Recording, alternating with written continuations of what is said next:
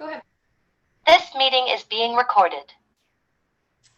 Hi, everybody. I am Joanna, and I am going to be making air fryer chicken parm. It is a little twist on your traditional chicken parm, which is one of my favorites. It's definitely healthier because we're not frying it, we're air frying it. And then instead of a traditional sauce, it's roasted tomatoes that you can roast right in the bottom of the air fryer. So I have everything out and ready to go, and we're just gonna dive in.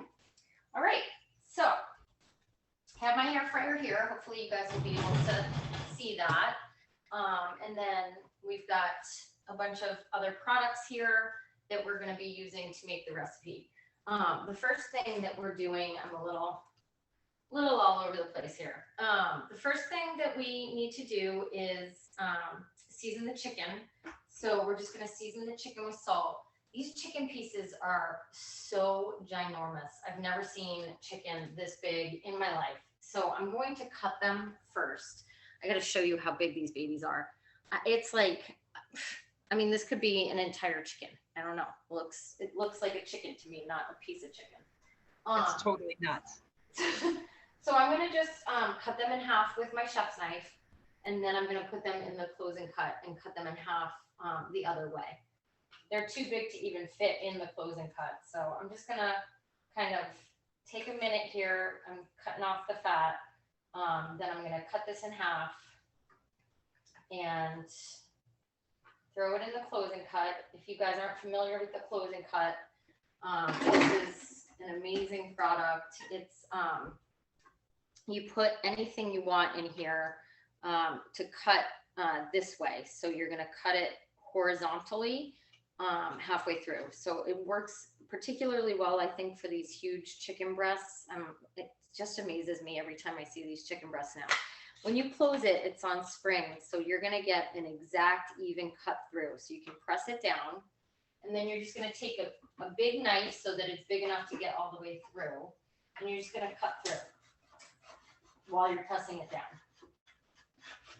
And you're gonna end up with two evenly, so now I have two even pieces. This is so much less expensive than buying chicken cutlets or chicken tenders at the store. Just buy the big chicken breasts and do it yourself at home. So that's one. I have two big chicken breasts here. I'm actually only gonna cut one of them because I cut it in half. Now I'm cutting it. I'm gonna end up with 4 pieces. And that's really all I need for this recipe. I'll put the other ones in a baggie and put them in the freezer. Have it for the next time I need it. So now I have my chicken the way that I want it. I'm gonna just throw this huge breast off to the side. I'm gonna do a quick hand wash because we all know with chicken, you don't want to spread those germs. So I'm just gonna do that real quick. And now, I don't know what I did with my towel. Anyway, here it is. Okay, so now my next step is gonna be to season the chicken with some salt. So that's real easy. I'm just gonna take my salt shaker and do a little bit on each of the pieces. I'm gonna flip them over.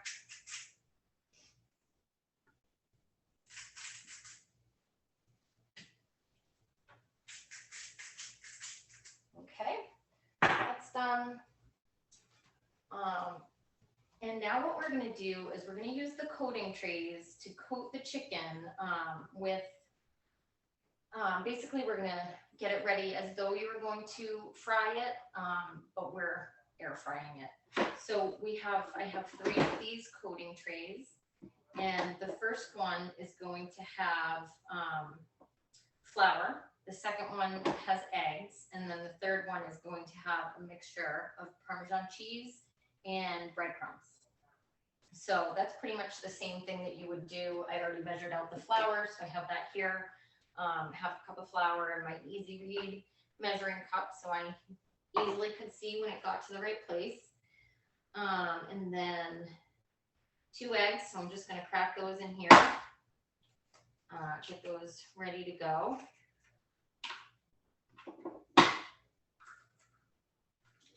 And then we're gonna put, we've got, let me just make sure I'm doing the right amount. For the third one has 2/3 of a cup of breadcrumbs, which I have already measured out, and a tablespoon of the Italian seasoning mix, and 8 ounces of, oh no, that's the fresh mozzarella. The Parmesan cheese is just 1.5 ounces. I thought 8 ounces sounded like way too much. So I'm just gonna throw my eggs in the sink here, give my fingers a little rinse off. We're gonna add this milk with the eggs and give that a little whisk. So I have this measured out as well. This is just 1.5 ounces of milk with the eggs. I'm gonna grab my my drawer full of all my Pampered Chef tools here, but I don't see my whisk, so I'll have to grab that from over here. I'm actually going to use my mini whipper. This is one of my favorite tools. It fits into nice small spaces. So since I'm using a coating tray, it's really spread out on the bottom. It's not in a deep, bowl. So this works really well because it just stays low and does a great job of whipping, whisking, really the same thing. So I'm just going to do that, get these eggs whisked, and then I can dip my chicken. So that's all ready to go. And now we're going to do the breadcrumbs with 1 tablespoon of the Italian seasoning. This is my go-to seasoning. I use this for everything. I don't know about you guys, but I just love Italian cooking, red sauce, Italian cooking. This seasoning is just delicious. So I'm just going to put a tablespoon of that in with the panko breadcrumbs. And then I need 1.5 ounces of this fresh grated Parmesan. So I'm going to take this. I was going to measure it, but I pretty much know what 1.5 ounces looks like. So I'm just, this is my adjustable grater, cheese grater. This thing is great. You can do it tented like this into a bowl or whatever, or you can do it this way and just put it over a bowl and work with it. And we also have a great tool that keeps your hand away from it. So when you get down to that little, you got just a little nub of cheese left, you can do your grating and not get your fingernail or your finger. Nobody wants a piece of fingernail in their cheese grating. So it's a great little tool. So I'm just going to get some of this cheese in here. I know approximately how much I need, so I'm just going to do it. I'm going to eyeball it a little bit easier. So that's about right. So now I'm just going to take all of this. See, I have my breadcrumbs, my Italian seasoning, and my cheese in here. I'm just going to mix it up, get it so that all of the pieces of chicken are going to get a little bit of everything on them. And then we'll be good to go. So the chicken, we're going to take that. We're going to do 1, 2, 3. I'm just going to put it back on the same plate. Yes, it's raw chicken, but I'm not going to use this plate once it's cooked. So it's okay to use it again while it's still raw, even with the with stuff on it. So I'm getting it in the flour, just getting that so there's not too much on there, dipping it in the egg, and then into the cheese and breadcrumb mixture. I'm going to put that back on the plate and move on to the next one. This is always a little bit of a messy job. You end up with lots of cheese and breadcrumbs on your fingers, so I'll need to do another rinse. So we get that. I like the cheese and breadcrumb mixture. I like it to be, it gets it nice and crispy in the air fryer. It's delicious. So I would put a lot of that on there. And then once we're done with that, we can get the tomatoes going. The tomatoes are going to just be sliced in half, which we're also going to use the closing cut for that. Really easy way to get your cherry tomatoes and grape tomatoes just perfectly sliced in half. I use it for my salads. I used to, individually cut every one of them. It takes a while, especially if you're making a big salad and you want a lot of tomatoes in there. This is a super easy way to just cut the time down by a lot. Just do one slice to cut all of them. We'll get that done. Chicken looks good. It's ready to go. Take this piece of fat out. I don't want that. But you can see we have some beautifully breaded chicken. And it's going to be delicious. It's going to be nice and crispy in the air fryer.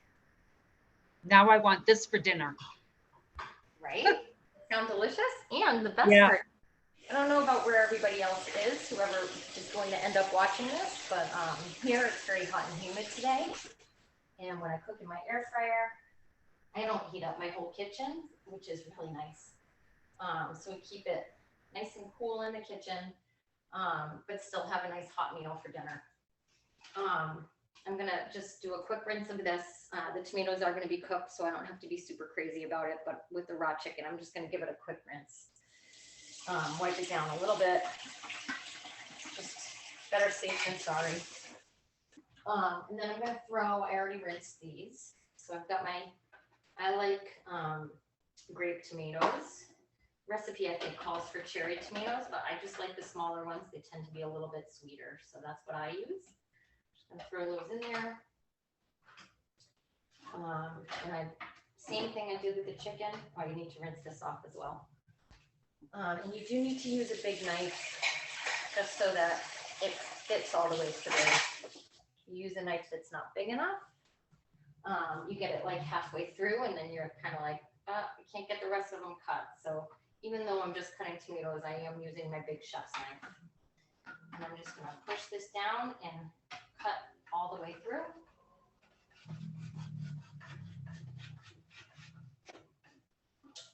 And I have nice, evenly diced, not diced, but evenly halved tomatoes.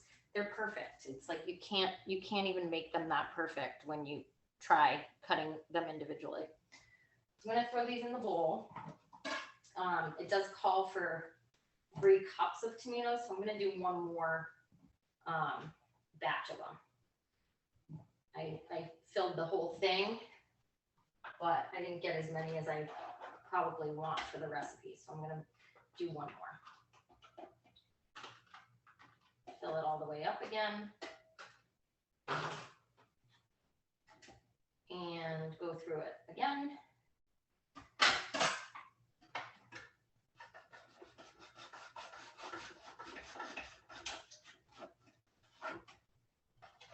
Just a time saver. So Joanna, can I just share that the closing cut is actually sold as a set? So it comes with the color-coded chef knife. And so just rule of thumb for anybody out there, 7 inches is what you want. The knife needs to be at least 7 inches. That's good to know. I did not know that fact. So thank you. Let's see, where am I in my list of things to do? I cut the tomatoes in half. I'm gonna place them on the drip tray and I'm gonna put my chicken on. So I have my my air fryer racks. I need 2 of them. I think that I actually might have one of them in my clean dishwasher. So I'm gonna grab the other one if I can find it. Well, I might just be cooking 2 chicken breasts instead of 4 because I don't know where my other rack is. But that's okay. There's just 2 of us eating here tonight. So I'm gonna just throw these on here and pop them in. And then I'm gonna use the bottom tray for the tomatoes. And you can just put them right on the tray and they're gonna roast while we're air frying. I mean, they'll be on air fry, but it basically leaves you with roasted tomatoes. Get all the juices out. It's gonna be, instead of a sauce, it's just like a nice, almost like aroma tomato, like you would get in Italy. So that's gonna be beautiful. And then I think we are gonna start this now. Let me just double check the recipe, but I believe we're gonna start this. Yeah, so we're gonna get this going 18 minutes on air fry. So If you don't have one of our air fryers, they are on sale for the month of August. So get it today or tomorrow if you want one of these. It's $100 off. It's a phenomenal deal. And it is going away after tomorrow. So if you want one, grab it now. You're gonna just move this this knob here to get to the different settings. So we have air fry, bake, roast, rotisserie, reheat, and dehydrate. I use them all. I don't really use dehydrate very often. The other ones I use all the time. Right now we want it on air fry, and I want it on 18 minutes. So I'm gonna set it, and that's gonna be going, doing its thing. And while that's going, I'm going to cut the mozzarella cheese. So I have my fresh mozz, a nice ball of fresh mozzarella cheese, and I am putting this in the quick slice. So I'm going to show you the quick slice in case you don't know it, but the quick slice is a pretty cool tool as well. It is, it comes kind of in these pieces. So it has a bottom, and then this piece you can see has like the grooves, and then the blades will fit into those grooves. So you just put the food that you want to slice into even pieces in here, and then you put this piece on top. So I'm going to rest it down so I can kind of put the pressure to cut it, but it's super easy. You just kind of rock it back and forth, and the next thing you know, you have perfect. How many times have you tried to cut your mozzarella cheese and you get like one piece that's this fat, one piece that's this skinny? They're all perfect. Every single one of them is exactly the same width. So this is awesome. These are going to get thrown on the chicken towards the end of the cooking cycle. The recipe calls for pasta as well. It calls for tortellini. I actually don't really love tortellini, so I just make it with regular pasta. You guys don't need to see me cook regular pasta, so I'm skipping that. You can either cook it in our micro cooker, throw it right in the microwave in the water, and hit 8 minutes, and it comes out with your perfect pasta. Or you can cook pasta the way you traditionally do on the stove. Either way will work. And then I think that's pretty much this recipe. It's I sliced the mozzarella. I'm gonna, when my chicken timer is up, I'm just gonna throw the mozzarella on top of the chicken pieces, put it in for 2 more minutes on air fry. And when it comes out, it's basically gonna look exactly like a regular chicken parm, but instead of the red sauce, we're gonna have like roasted tomatoes that we're sprinkling on top. Keeps it healthier. And actually, I think it's even more delicious with that real fresh tomato taste. You can rip up or use your herb mill to get some fresh basil.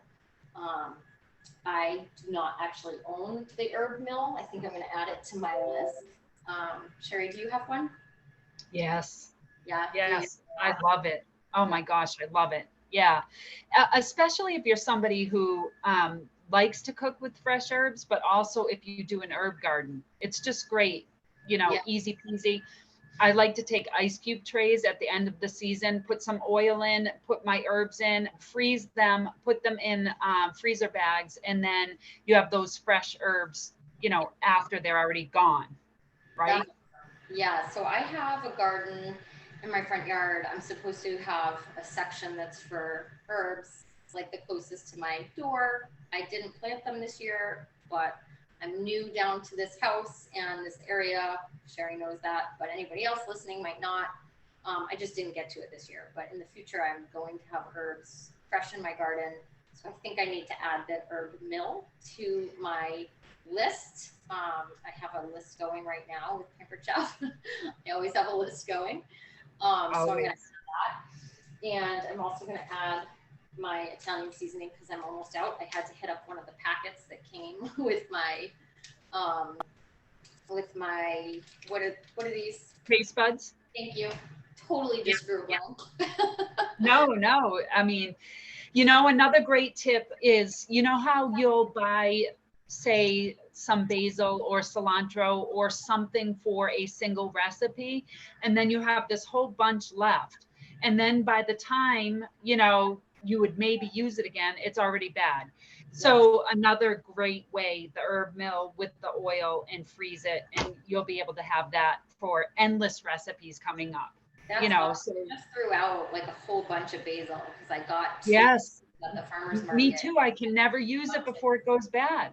I Yeah. mean, so I'm like, how much basil can one person use in a week? Yeah. Yeah. It's great for the, Yeah, that's good to know. That's a good yeah, tip. it's great for the bases of sauces and things like that. Yeah, that's a really good tip. Joanna, thank you so much. Yeah, I think by the time this is cooked, everybody would be bored out of their minds. So what I'll do Oh, is yes. I'll pop a picture. Yes. And we can send the picture out with the video and Yes. the finished product with the video.